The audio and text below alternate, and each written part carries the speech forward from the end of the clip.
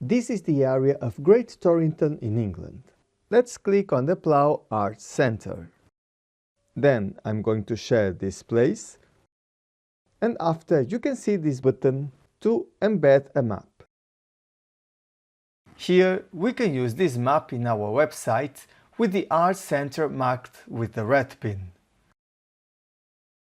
We can also move the map or adjust the zoom as we wish. And we can change the size of the map here, and it's possible to make it smaller, bigger, or using a custom size.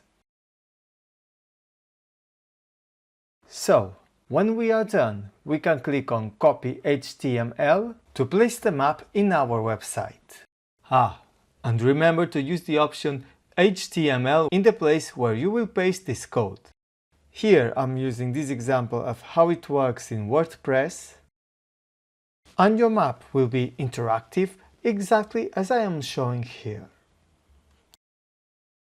If we just want to place the map from a specific area, for example the Lundy Island, click on a point in the map, then go to Share and embed a map. Alternatively, we can go to the menu icon and find Share or Embed Map in this list. It's the same.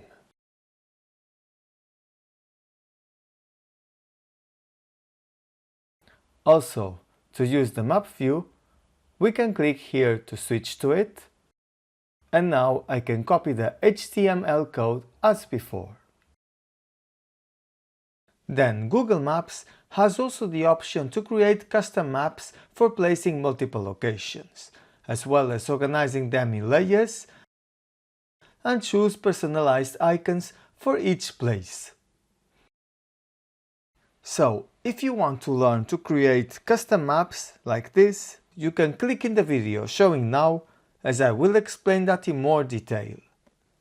Thank you and see you in the next time.